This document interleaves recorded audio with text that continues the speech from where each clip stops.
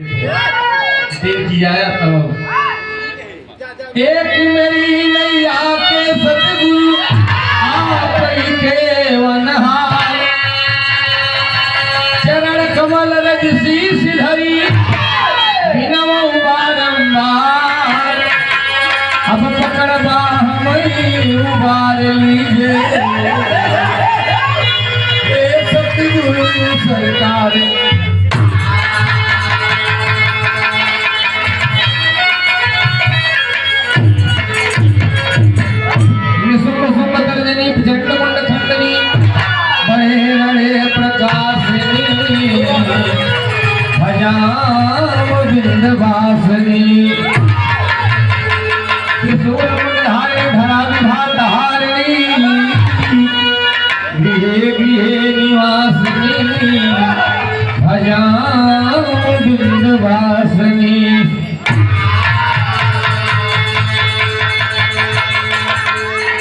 ज्यादा बोले ठीक नहीं ना भक्त भैया।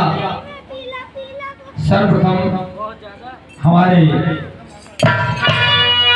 अरे झूम झूम पुरवैया मैया के केस सवारे झूम झूम पुरवैया मैया के केस सवारे हो।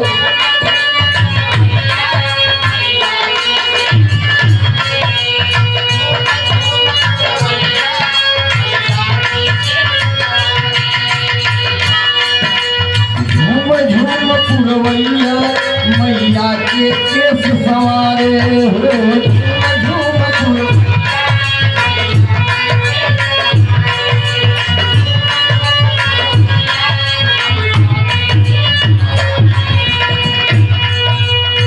ए भैया दिला नाम के पावन धरती से बेटवा छोटे